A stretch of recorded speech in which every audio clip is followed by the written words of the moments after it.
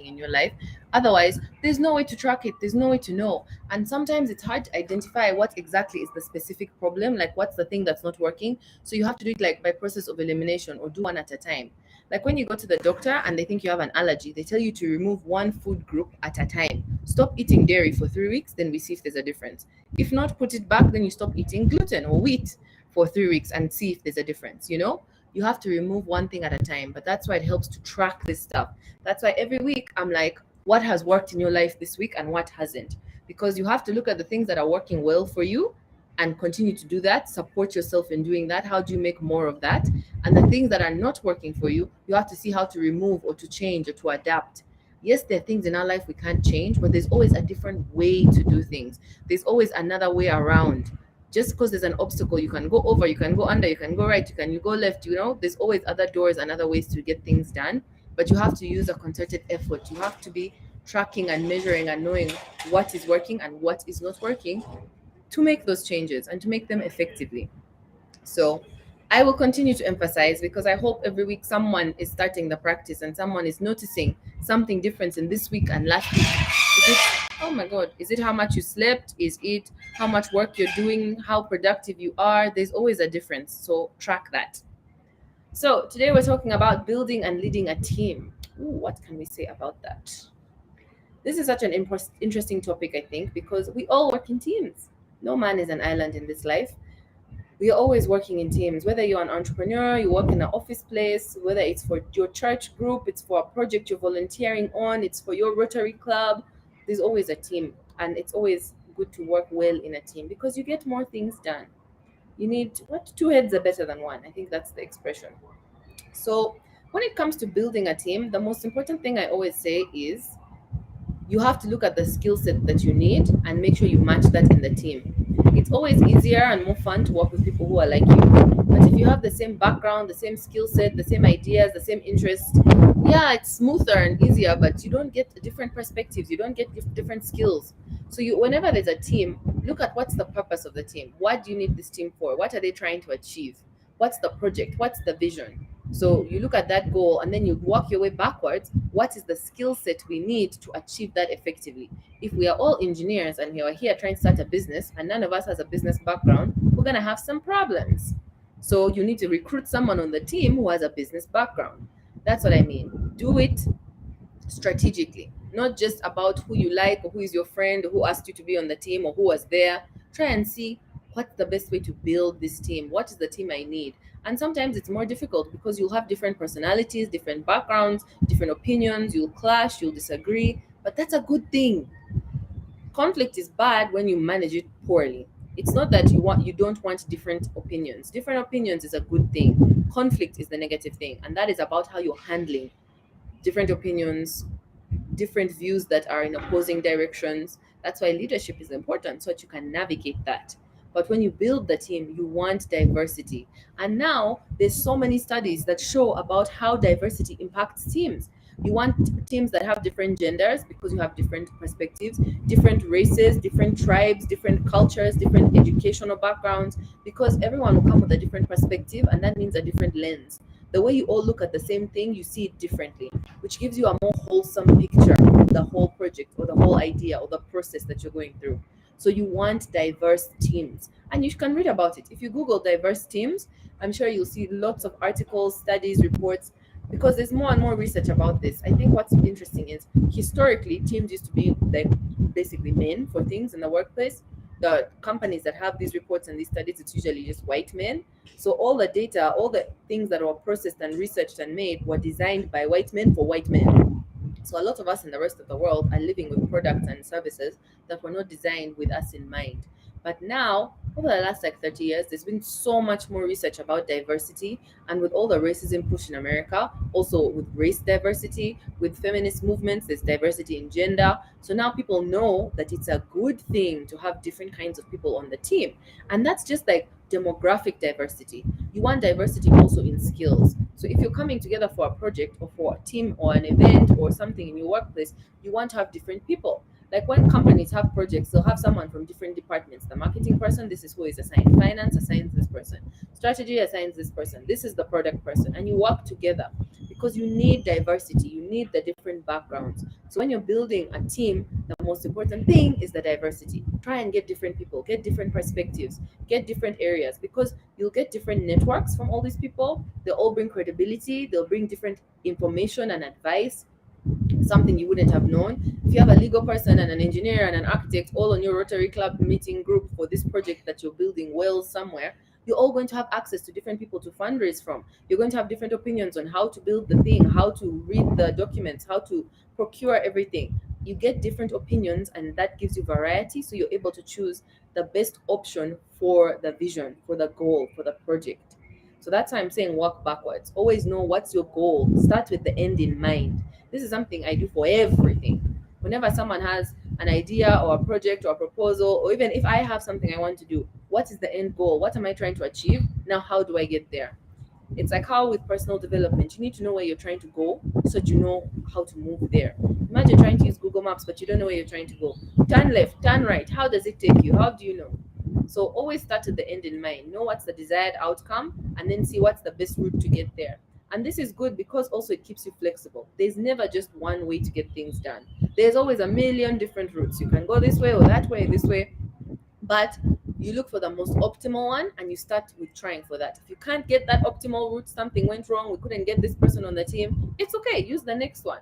Sometimes with Google Maps it shows you 2 minutes longer or 6 minutes longer, this one has more traffic, stuff like that. So just think about it that way. Some routes have more traffic than others, so know where you're trying to go. That's what's important, and then be flexible about how you're going to get there. But you want to get the team that's going to take you there. That's the first step, because first you need to build the team. Think about it as assembling your Avengers. Get the squad that you want. Think of the dream people that you want, and then start to see how to get those people, what it's going to take to recruit them, to hire them, to get them on board, to get them to buy into your vision. That's how you build the team, because you all have to have this shared vision. They have to get it. They have to want to go where you're trying to take everyone, because we're talking about this under the series of leadership. So that's why I'm saying, as a leader in the team, it's up to you to make sure you build the right team and you make sure the team has the vision that you have, that they're all aware of what you're trying to achieve. It's shocking how often we have this miscommunication in life where people are working on the same project and they don't really understand what project they're working on, or they all have a different idea of what the success looks like for that project. So as a leader, it's important for you to communicate what success looks like, what we're trying to do, what we're trying to achieve, so that everyone on the team is on the same page. And honestly, you often have to keep repeating that, because as the project keeps going, taking a different turn, this detour, maybe here there's some traffic, people get confused, they get misaligned. So keep reiterating, keep reminding everyone why we're here, why we're working on this project, what we're trying to achieve, where we're trying to go. It also helps with motivation. Keep pushing people, reinvigorate them, get them to remember what they showed up for. So that's the part I would say about building. You really want to have that diversity and the shared vision and make sure that everyone is on the same page. So communicate a lot. When it comes to leading the team, that's where it takes some more emotional intelligence, I would say, as the most important factor. Because to lead a team means you're working with other people. It means that you're trying to get the best out of other people. You're trying to get them to excel. It doesn't mean to do everyone's job for them. That is poor leadership. It doesn't mean you're constantly training or you're constantly babysitting or supervising or reminding. That means you're leading at a very low level. What you're trying to do is to get people to see the vision and to try and get there as fast as they can, as most effectively as they can, with high quality in their own way. So your job as a leader is to inspire them, to facilitate, to support, to make sure everyone is moving and doing what they're supposed to do. Do they have the tools to do what they need to do? Have you given them the resources that they need, the information, the budget, the time? You need to give these things as a leader and make it clear to someone. Communicate, communicate, communicate. That should be like leadership 101. It's just communicate. As long as you're always communicating as a leader, you're not failing completely. Make sure everyone has what they need to do their job. You can't be frustrated with someone or upset when the deadline comes and they don't have the results you want because you did not give them what they needed. So make sure you always ask. And sometimes people don't know what they need until they start going. So you have to keep checking on these things. That's why communication is important. That's why you need to have regular updates and meetings and how is it going and what's the challenge? Have you talked to this vendor? Did you get this part done? Is the website finished? What do you need? What's missing? Is it a photo? Is it some copy? What is missing? How can we help you? I feel like that's 90% of my job. All day is what I'm that's what I'm saying. How can I help you? How can I help you? How can I help you? Because my job is to make sure you are able to do your job. That's the whole role that I have as a leader. It's to make sure everyone else is doing their job. That's my job. So I have to make sure that there is a carrot, you know what you're trying to do, there's rewards, there's incentives, we're excited, we're motivated, there's a stick, there's punishments, there's penalties, there's fines, there's this is going to happen to you if you don't do it. And also that there's runway, that you know where you're going, that there's space to do it, to facilitate that environment, to make sure that you are able to do the best that you can do for this project. Because that's why we want you on this project. Never let people forget why they are there. We hired you for a reason. You have a skill set, you have a talent, you have a attitude, a perspective, and we want that on the project and we want that on the team. And so you have to keep encouraging them and get that out of them. And I say emotional intelligence is important because human beings are human beings. Everyone has their problems at home, in their personal life, their insecurities, their negative self talk.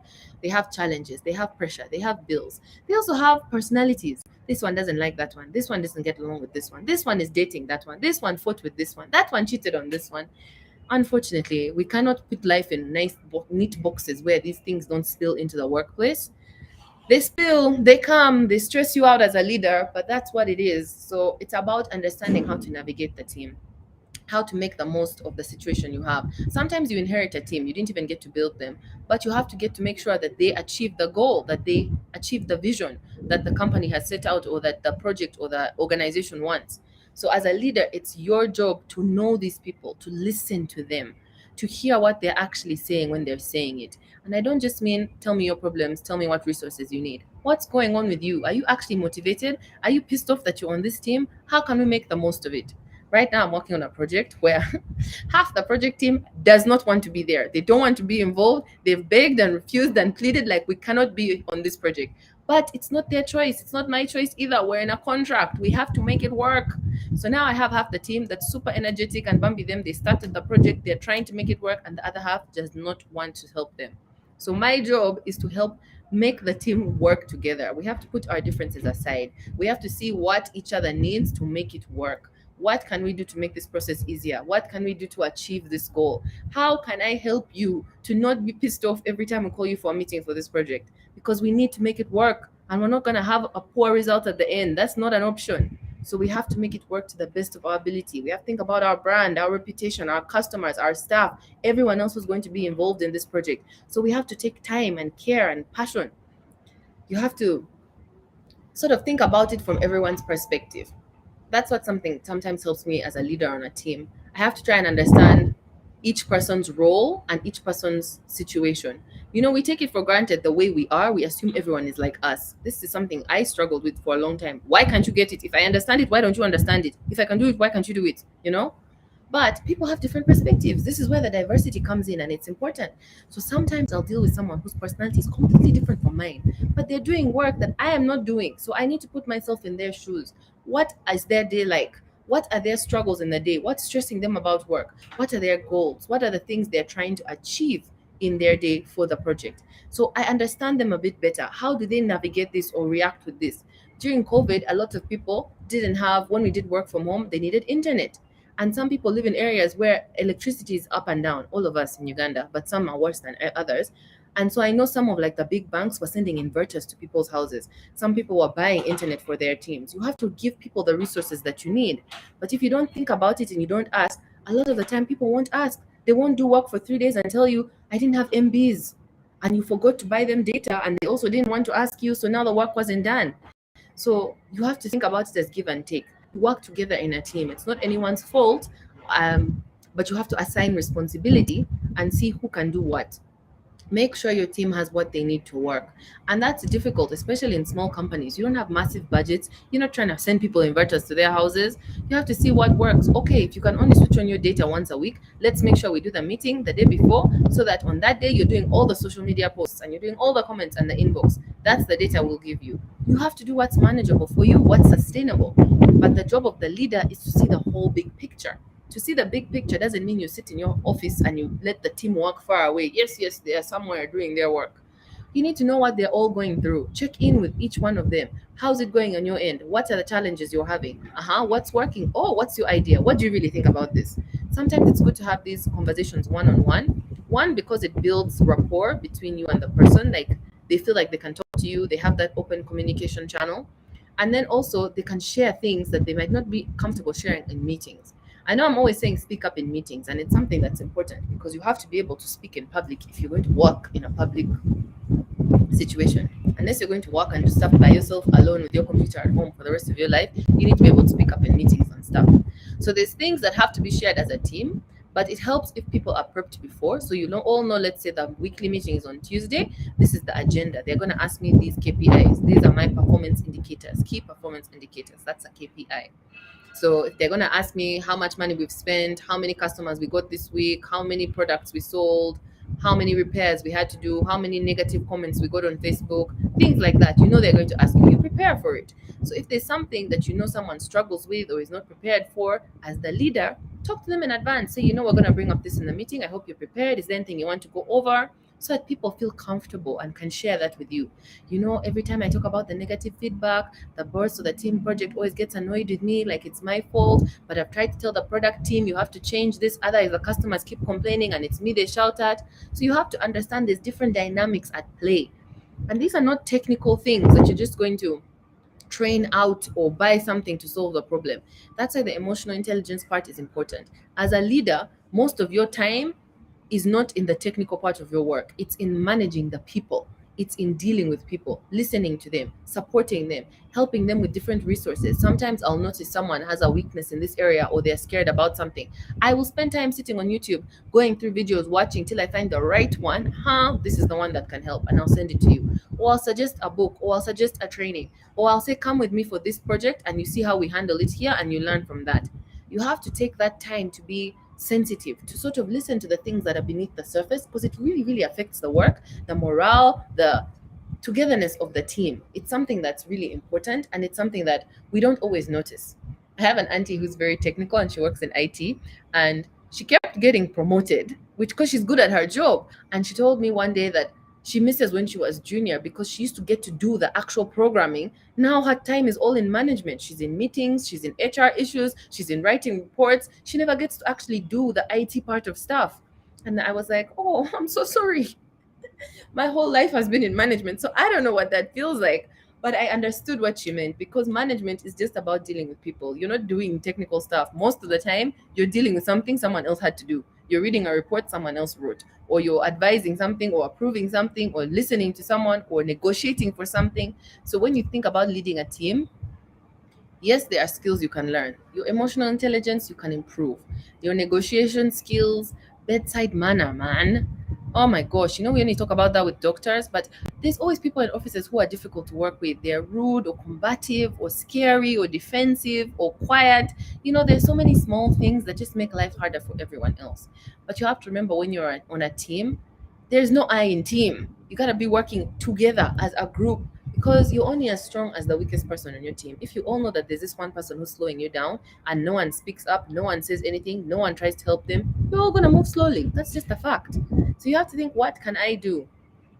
How can I take some leadership initiative to get this project moving along, to make sure that this team is getting its goals achieved, is we're working towards that vision? You have to take that initiative as a leader, because everyone is coming from different backgrounds. Maybe the person who was put on as the team leader is going through their family problems right now. They really don't care what's happening at work. They just have to show up and leave because they're stressed. Maybe you can help them with that. You can talk to the team. You can support people, encourage people, facilitate things. Maybe your team was assigned a huge project and you got a really small budget and you're all stressed about it, but you don't know what to do. So you need to take some initiative. Is there a senior manager you can speak to privately? Is there somewhere you can get funds from another project that you know is not using them? How can you make sure that you get what you need for your team? Is there a way you can show, if you give us this much money, this is the result we'll be able to get? This is the proven track record we have. There are different things you can do, but you have to take initiative in working with people and building these relationships, cultivating the relationships, and seeing how to make it work. That is what managing a team requires. It's not technical skills. Build the team that you need, ideally. Be grateful for the team that you have, because it's very hard to do everything on your own. I think solo entrepreneurs know that when you have to be the finance, the marketing, the HR, the everything for yourself, hard times. But it's also very difficult to manage a team, because human beings, oh my gosh, You'd think for a species that is so predictable and is so like we do so many of the same things all the time, it would get easy. Yeah, it doesn't. After the first year of working in a hotel, I had never worked with such a big team. And I remember at some point there was 300 people at Skies. It was like running a school. Every day there's a problem. This one did that. This one said this. This one is sick. That one needs this. Ah, da, da. I'm just like, wow. I asked one of the managers who'd been in hotels for 15 years, and she was like, yeah, it's always like this. There's no like quiet month where everyone is fine and everything is good. I was like, oh my God.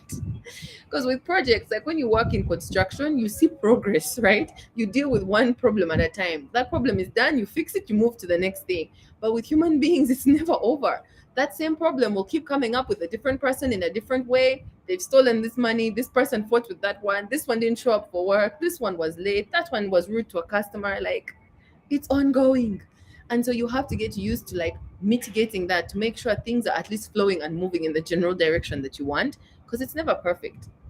But you have to put in that effort to be there for people, to listen to people, to take the time, motivate them, support them, facilitate, try and make the most of the situation that you're in. I think that helps. Let's see. I think we have some questions. Hola. Okay. I really hope my internet holds up. What leadership skills do you find most useful? Interesting question. Emotional intelligence, that is something I think is the most useful.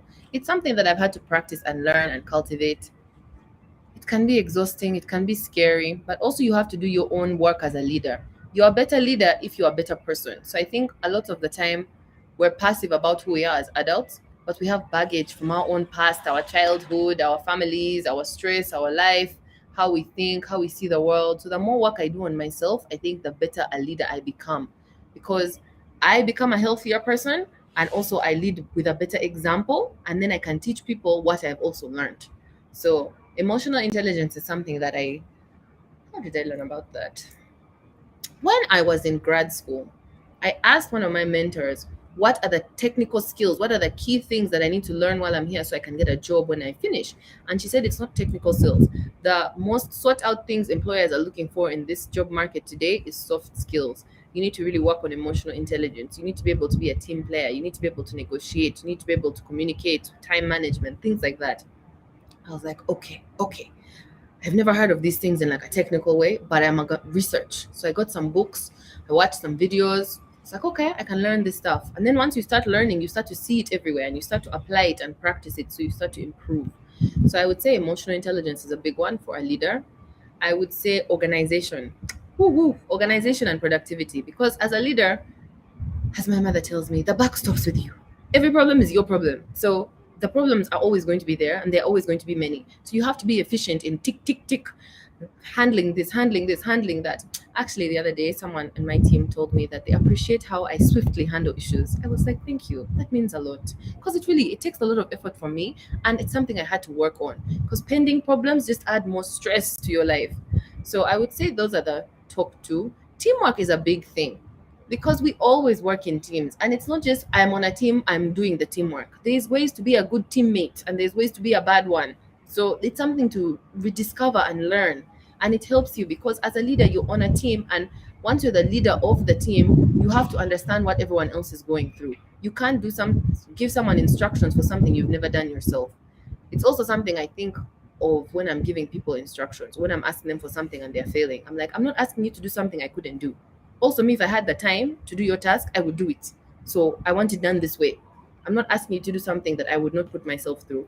And it helps if you have experience doing that because you understand what they'll go through, so you can foresee and plan those kinds of things. So I would say those are the most important skills that I find useful. You have to be so organized, man. You can't be a disorganized leader. You just cause chaos for everyone else. It's very, very important. Next question. How do goals help you become a better leader? It helps with organization. If there's no goal, if there's no shared vision, we're all like headless chickens. We're all moving in different directions. So my goals have to be personal goals, team goals, goals for the organization, long-term goals, short-term goals, medium-term goals. I have so many goals, but it helps. It's like having a compass. You have to know where you're going. Helps keep you true north. Even with personal stuff, I'm always telling ladies, if you know what you're trying to achieve, it helps you to say no to other things, because life is always going to throw you tests, obstacles, like detours. People will give you distractions. You have to be able to say no. You have to be able to know what the goal is. Is this helping us to go to that goal? Yes or no? If it's not, no, we don't want that. Thank you, but no. Yesterday, someone sent me an Instagram message asking me if I could do consulting for training, and I was like, no, sorry, we don't do that. My organization doesn't. I'm very flattered that you think we could, but if I start now thinking, how am I going to do training and consulting for someone's company in another country while I have all the other things I'm trying to achieve? I don't have time for that. So I want to achieve my goals. So you need goals for clarity. So you know what you're trying to do, you know where you're trying to go, and there's integrity in that. So that when you're saying no, you don't feel guilty. You're not feeling I missed money or I feel bad, I should have helped that person, because you know why you need to keep going where you're going. You have a goal. And as you achieve goals, you see the value in goals and value in your achievements and how you gain momentum and make progress. Oh my gosh, there's so many questions. I don't have a lot of time. Next, how do you handle disagreements on your team? Conflict resolution. The heart and soul of the leadership. I would say handle it logically. What I always try to do is keep everyone calm, create a calm environment. If everyone is high strung and stressed and shouting, nothing is getting done. We're all speaking from emotional places and we're not being factually. Try to go to the facts. This person did this person said this. What are the facts? What did they actually do? Where is the evidence? Did you see this in an email? Did they say this to you? What happened? Get to the facts so people remove all the extra chaos around it. And then, always as a leader, listen first. I learned this from Mandela's book. Listen to what everyone else is saying. Give everyone who has a disagreement a chance to present their case. Listen to them, ask questions so you're sure you have a clear picture, and then decide or then give your opinion. If, as a leader, you always are the first one to have an opinion, other people will be scared to disagree with you. Other people will be quick to just agree with you so that they get brownie points they're sucking up. It doesn't help you as a leader. There's no clarity, and you don't give people a chance to also grow. So when there's a disagreement, make sure you are the last one to speak. Get people to be fair, be open, be reasonable. Give people a chance to present what happened and then see, and then be decisive and have a clear way forward. Because what makes a disagreement worse is if everyone goes back into limbo. They still don't know who is right, who is wrong, who is supposed to do what. So once you've decided what to do or who you're going to side with or agree with, make a clear way forward, communicate it, and then stay firm. No one starts going backwards. If I make a decision and now you keep trying to take us backwards and sabotage, you become a problem. Next, what was a difficult decision you had to make as a leader, and how did you come to that decision? I make difficult decisions all the time. For me, the most difficult decisions are the ones that have consequences with other people's lives, like they're gonna get fired. So I try not to fire people often, although my dad says I fire people way more often than other people. I think it's important to do your job well, and I won't compromise on that. So how I come to that decision is I take notes. Every time you do something wrong, I keep a file, like this is what they did on this day. They missed work, they did this wrong, they delivered this late, they added this one we didn't ask them to, they removed this. So I keep notes and I keep track of that so that I go with facts. When I have to make a difficult decision, I let the facts lead. Sometimes your intuition is involved because you can tell this person is going to mess up. Like sometimes you'll give someone an instruction and I just know they're not going to do it. But you give them enough rope to hang themselves, because you look bad, and also it's not fair to fire someone before they did something wrong. But I know you're going to do it wrong, and as long as it's not something that's going to have huge repercussions for everyone else, I'll let you do it so that when you've done it, I can show you and say, you see, you did this wrong. This is why you terminated. Hope you understand. All the best in your future endeavors.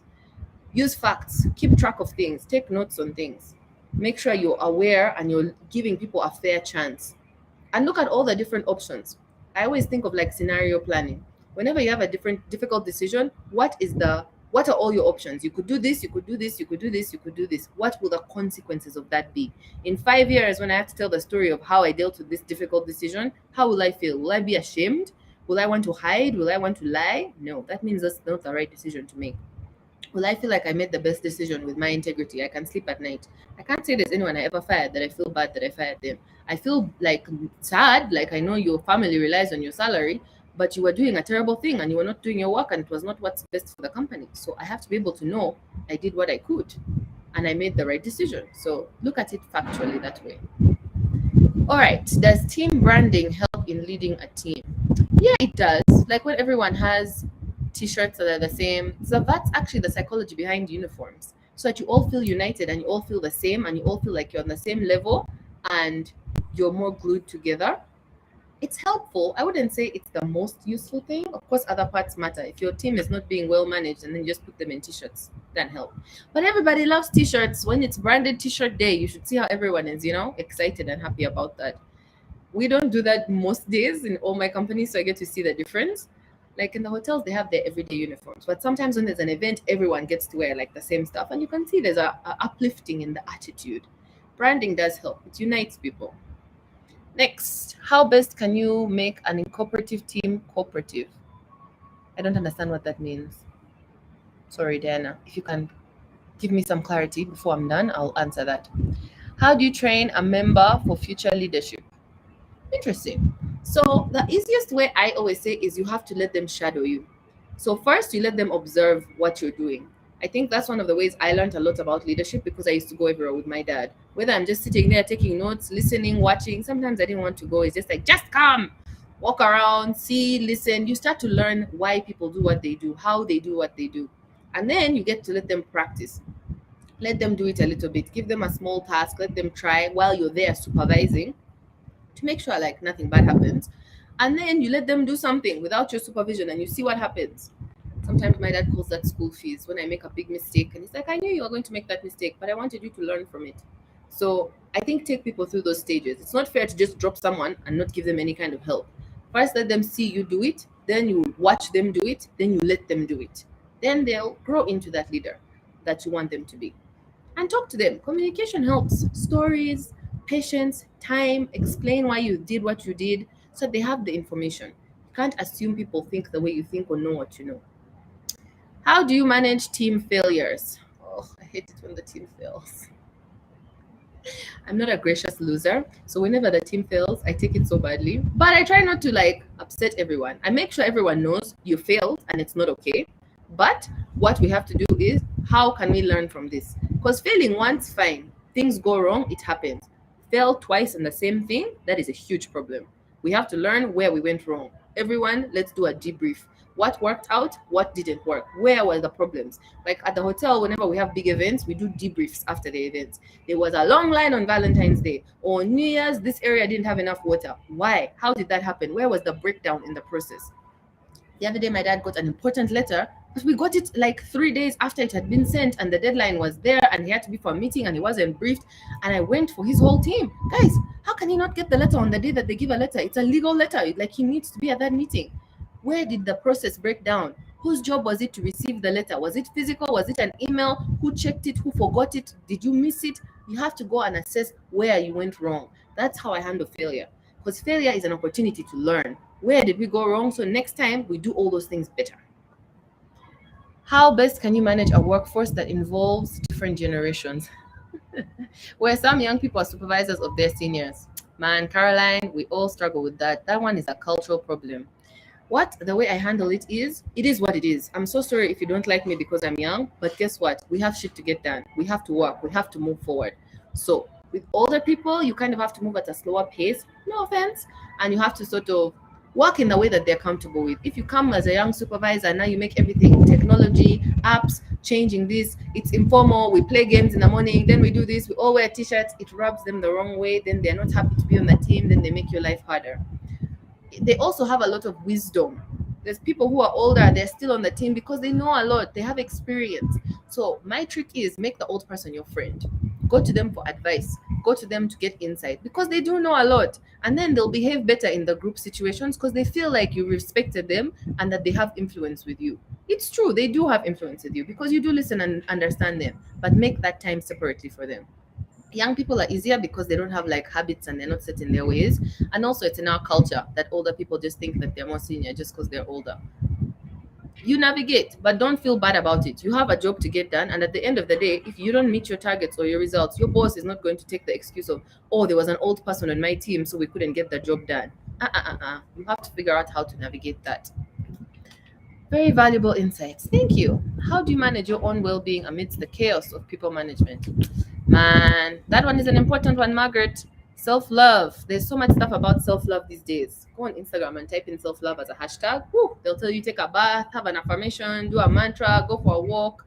There's so many things. But this is where organization helps. So for me, I schedule all the things. There are some days I don't schedule stuff, or there'll be days where I schedule this time I need to be relaxing, or this is where I need to go to the gym, or I need to make sure I'm eating this. I make sure there's always water around me.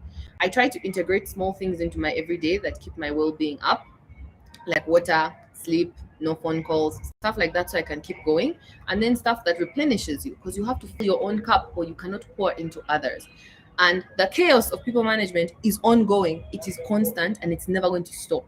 So you have to accept that and now see how to fit it in for yourself. If you wait till you're depleted, you get sick, you burn out, it's not sustainable. So you have to integrate pieces for you and yourself. Make that time, which I know is hard, but you have to carve it out. Sometimes put it in your calendar like an appointment and treat it like an appointment so that you never remove it. Of all the goals you highlighted, i.e., personal goals, organizational goals, which one takes precedence? Is there any priority?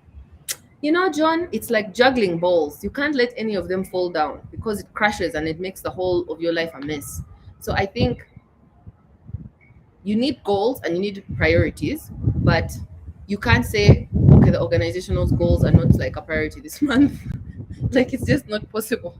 So I think with priorities, as long as you don't have 10 priorities, you can have priorities. Have three things that are important. Like, this month for my personal life, this is what I'm the most important. For my work life, this is the most important. For my social life, this is the most important. For my spiritual life, this is the most important. 3 to 5 goals is okay. Then you work on them on a day to day. Of course, there are junior things underneath there. Like, if I'm trying to drink more water this month physically, like that's my health goal, that is my one priority. It's not that I'm going to eat badly or stop exercising or not sleep or do other bad things for my body, but that is the most important one. So I need to try and add effort to make sure that it's happening. You can't remove one thing at a time. I wish we could. Imagine you could just pause your life. I won't work for 6 months, I'm focusing on myself. Then I won't focus on myself for 6 months, I'm focusing on work. It doesn't work that way. You have to integrate. That's why organization is so important. And people really undervalue that. If you organize these things, you plan it, sit on a Sunday night, look at all the things that you have to do for the week. Personally, professionally, your social life, your commitments, your family, your out of your church or your society or your group, all of them. Then organize them. Which one is going to take time? Which ones make sense to do them on one day because I'll be in that area? Which ones I can do all of them on Zoom? See how you can organize and make your life more productive, more efficient. Then the goals don't feel so overwhelming and crushing. All right, last question. How best can one prioritize goals? There is something called an Eisenhower matrix, Daniel. You can Google that, or I can post it. I posted it somewhere. It's basically things that are urgent versus things that are important. So that's how you look at your goals. Is it urgent, or is it important, or is it both, or is it neither? So something that is urgent and that's important that you have to do, you need to schedule and make sure you get it done. Something that is important but not urgent, you can do it later, but you still have to do it, you still have to plan for it. Something that is urgent but not important, delegate, get someone else to sort that out. Like, it just needs to be done. And then something that's not urgent and that's not important, you put in what we call the car park. One day I'll get to it when I have some time and space and ability. So you have to constantly be assessing your goals. What is more important and more urgent right now? If I don't do this now, is it going to have long-term consequences? Then I really need to face it now. If I do this later, is there going to be a negative blowback? Will it help me more? Some things you have to invest in yourself. They cost a lot of time or money, like your health or investments for money. Now you need to put the money away, but the benefit is so much more if you do it for later. But if you keep putting it off, putting it off, you wait till you're old and you're unhealthy and you're sick, or you wait till you're retired and you don't have enough money because you didn't make investments when you were young.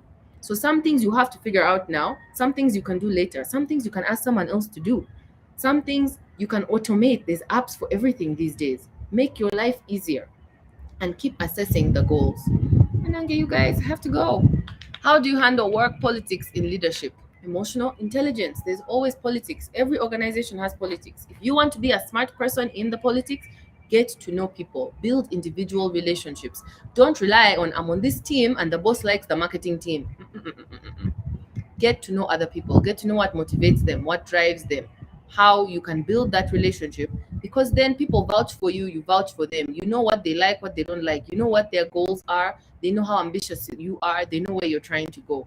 So build individual relationships, make sure you have genuine connections and people know you and you know them, because then you're actually friends and then you'll be able to navigate the politics better.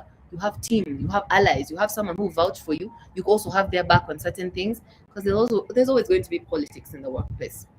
Guys, okay, last question. How can you react to a team whereby the team leader always throws favors to specific people? I know that's the politics we're talking about. It's very difficult.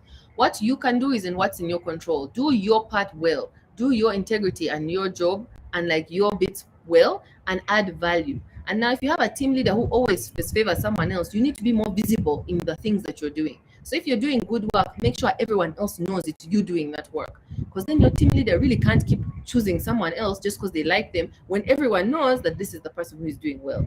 Also, with your team leader, show them how well you're doing. Be visible in your value. And if it's just a personal thing, or it's a personal relationship, or they're from the same family or the same tribe or they're neighbors, I know there's always stuff like that. Like, oh, this one went to school, this is my OB. That stuff is annoying, but you can fight it with facts, because that way you keep your integrity and you also improve in your own career. Other people will shine, that person will also start to see you shine, and they can only resist for so long.